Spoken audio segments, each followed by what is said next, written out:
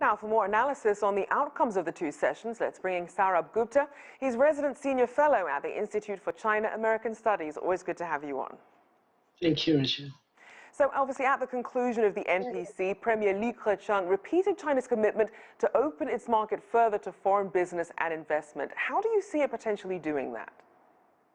Oh, I think there's immense potential for the world and for China.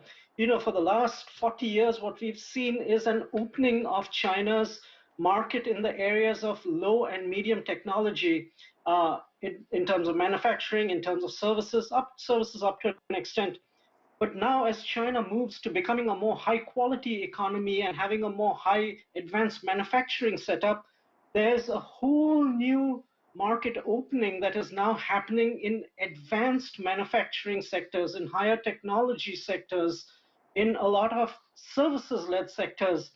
China has made no bones about that it's going to make these reforms. It's made these reforms already in its new foreign investment law, in new intellectual property rights regulations. And it has made some of these commitments to the Europeans in the course of the Comprehensive Agreement on Investment. So I see immense potential in upgrading the economy and have foreigners participate in China in that process of upgrading the economy and have immense potential for commercial opportunities, frankly. And you mentioned China passing that new foreign investment law. It has been about 2 years now. How is that progressing so far?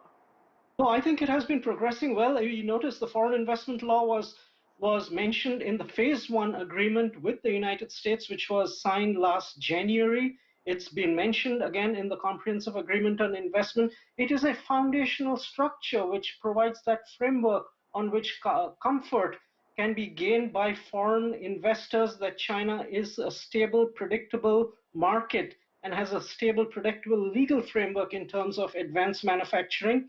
And I think already there's a lot of interest in manufacturing in China. And as we've also noticed in the context of that law, there's been a winnowing down in the negative list, as well as an expansion of the number of encouraged industries in that list. So I think there's already a fair amount of progress, and this progress will just, I see, continue for the next decade, frankly. And as you mentioned technology, we did see Premier Li also mention the willingness for international cooperation when it comes to science and technology. Now, many believe that this is a signal that China's scaling up in technology won't be a closed-door effort. What are your thoughts? Absolutely. I think there's this misconception that China is now, in terms of its core technologies or just in terms of advanced technologies, it's trying to get a little autarkic and trying to do it, all the development at home. That is absolutely not true. When China talks about supply chain security and supply chain optimization, what it is saying is that we want to get further integrated with international supply, regional and international supply chains, invite as much of them to set up base in China, but at the same time also have that +1 option that China is not held hostage by any technology or by any country. But just like China became a manufacturing superpower because it invited the world in to produce in China, even in the advanced technology sectors, that can only happen by bringing the world in and inviting them to invest, while at the same time making those investments at home in trying to expand the basic science and technology research base. And that's exactly where China is moving. Now, I want to turn to the business landscape now. A survey by the American Chamber of Commerce shows that American businesses in China see their industries growing this year after the pandemic. What's your observation?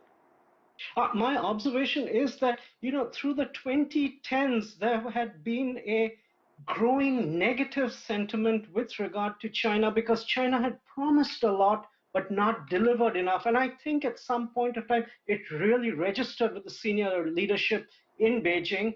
And that's why from the 19th Party Congress on, we've seen quite a lot of structural reform, much still to go.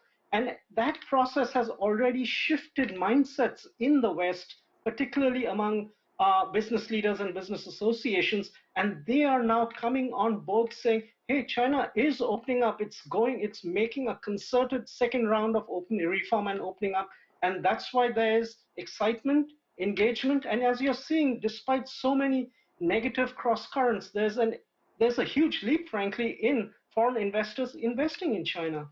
Now, I do know that in that same survey, respondents were more optimistic about US-China relations improving under Biden than they were last year, especially with China's economic growth in 2020 benefiting companies like Starbucks, Nike, and Tesla. But the ongoing tensions do remain a concern. What are you going to be watching for when the two sides meet face-to-face in Alaska soon? In Alaska, it's more to do, I would say, with the strategic relationship, not so much with the economic or even the strategic dimensions of the economic relationship. In Alaska, it's going to be about laying down red lines, about providing a degree of reassurance, about creating a framework on how US and China can talk in within can talk and take their relations forward. Uh, from the economic perspective, the US is in the, let me just backtrack.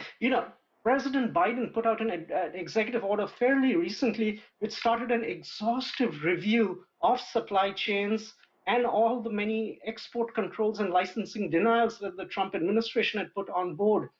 That process runs into 100 days, it runs into 1 year. So, I mean, it's still an amount of time before the administration comes to its own judgment where it comes down on many of these issues. And so I think we need to wait for that process to play itself out till, I'd say, early to midsummer before we really know where the administration comes down on many of these strategic economic relations related considerations.